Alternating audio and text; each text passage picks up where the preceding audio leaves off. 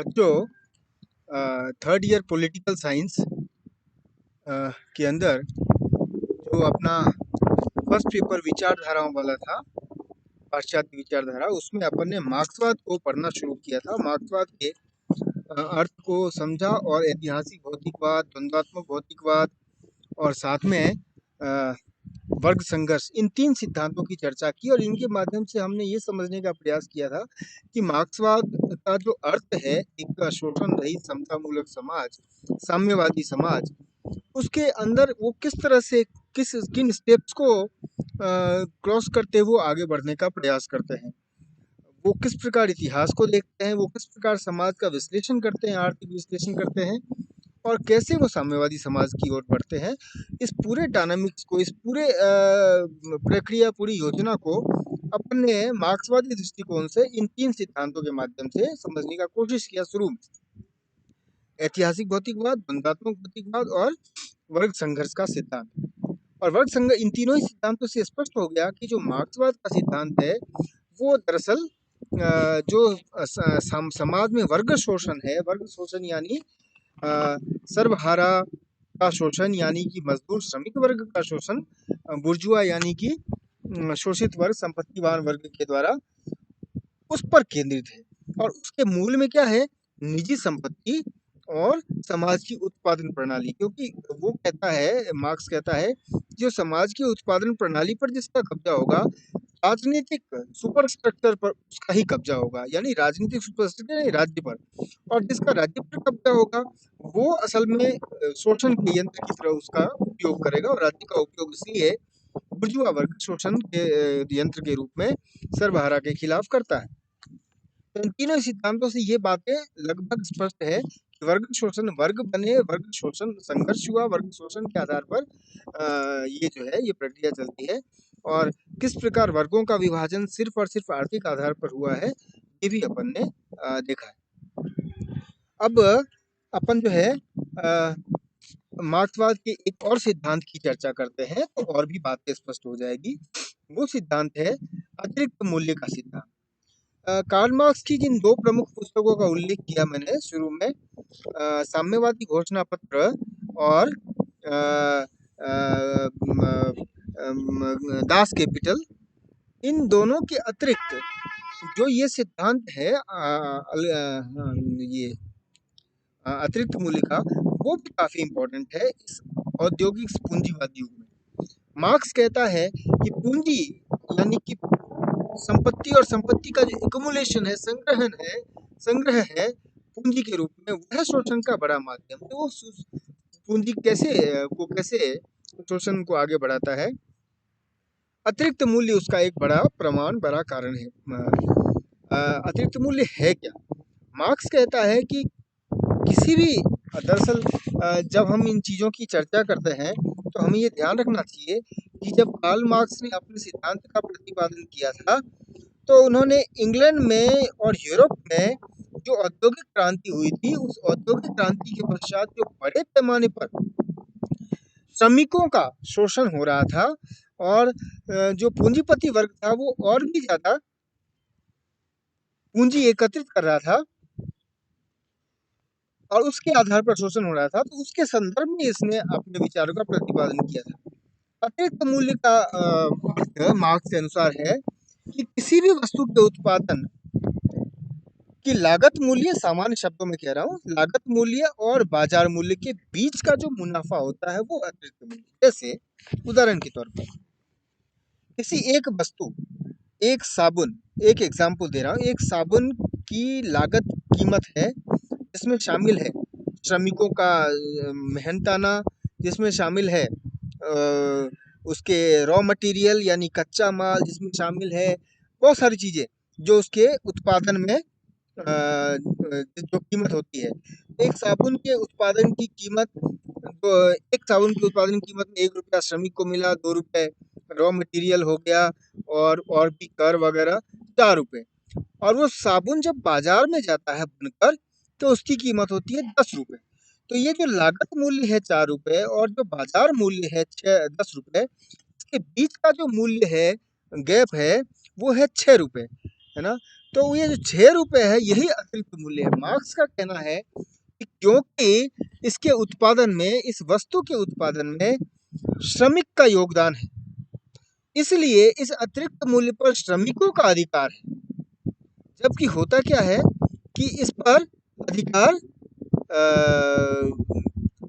पूंजीपति का हो जाता है, यानी पूंजीपति ही इस अतिरिक्त मूल्य का स्वामी बन जाता है और धीरे धीरे इसी अतिरिक्त मूल्य के आधार पर वो पूंजी इतनी इकट्ठी करने लग जाता है, इतनी ज्यादा एकत्रित कर लेता है कि उस पूंजी के बल पर वो श्रमिकों का शोषण करता है। श्रमिकों को चाहे तो मनमर्जी से वो उनको रखता है या नहीं रखता है, या कम कीमत पर रखता है, और श्रमिकों का शोषण होता है।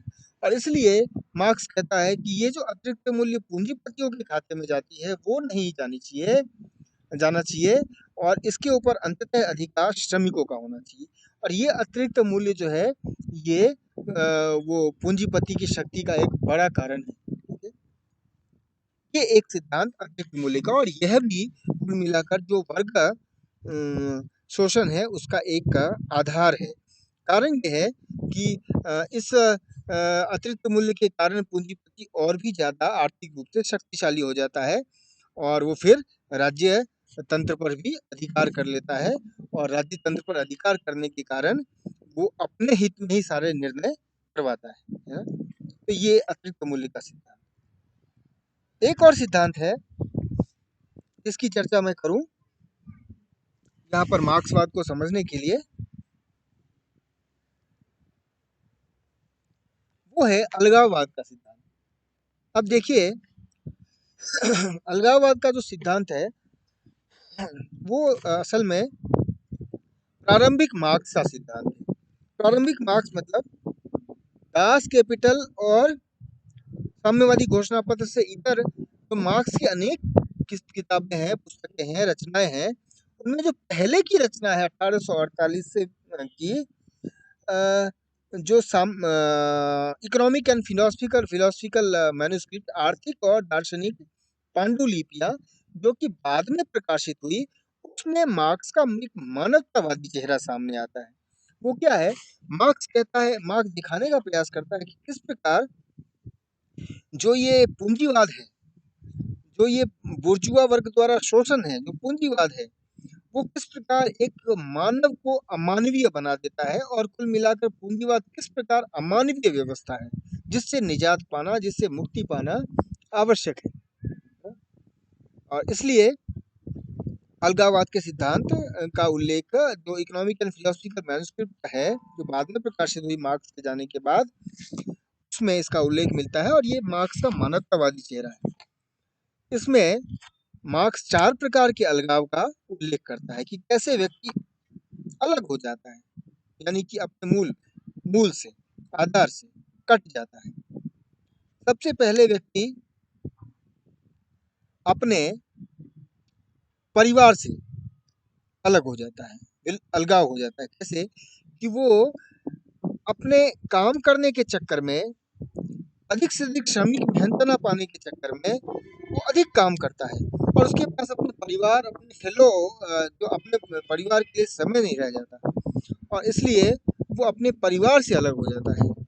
वो जैसे अपने उदाहरण के तौर पर मैं बताऊं कि जो ओवर टाइम की व्यवस्था है उद्योगों में, कि ज्यादा टाइम दो तो ज्यादा कमाई होगी, ज्यादा पैसे मिलेंगे, और इस लालच में, इस पैसे कमाने के होड़ में वो अपने परिवार के पास के लिए समय नहीं रख पाता, परिवार से अलग हो जाता है। दूसरा, वो अपने साथी श्रमिकों से अलग हो जाता है। जैसे वो साथी श्रमिकों से ऐसे अलग होता है कि वो ज्यादा से ज्यादा ये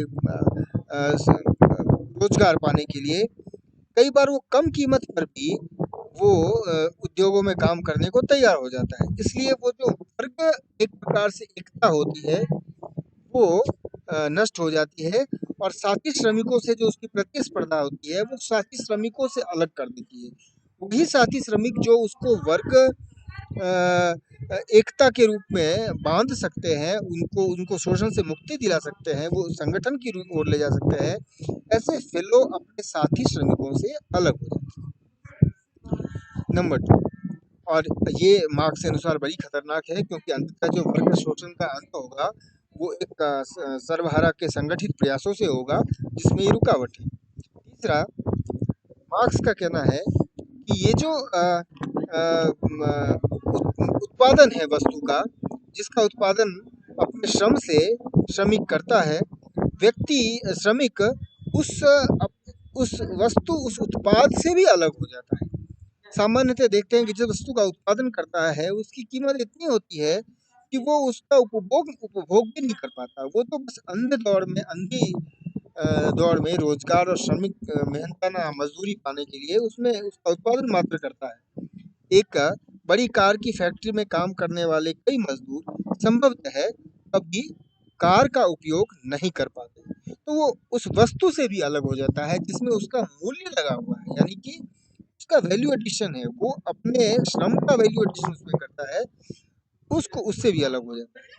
और अंततः चौथा अलगाव, अंततः इन सभी कारणों से व्यक्ति अपने मूल व्यक्तित्व से, अपने समाज और अपने मूल व्यक्तित्व से अलग हो जाता है, कट जाता है और वो एक प्रकार से अमानवीय मानव बन जाता है। एक अमानवीय पूंजीवाद के अंतर्गत अमानवीय मानव बन जाता है। तो मार्क्स कहता है कि ये जो अलगाव है पूंजीवाद की देन है, ये जो अमानवीयता है ये पूंजीवाद की देन है और इसको समाप्त करना ज़रूरी है। इसलिए हमें उस पूंजीवाद को स्वीकार नहीं करना है और इसको अस्वीकार करते हुए एक वर्ग रहित, शोषण रहित और साम्यवादी समाज की स्थापना करनी है। तो ये सिद्धांत जो है अलगाववाद का सिद्धांत। अब इसके बाद कैसे क्रांति होगी और कैसे क्या होगा, साम्यवाद की स्थापना होगी, इसके बारे में मैं और आगे बताऊंगा।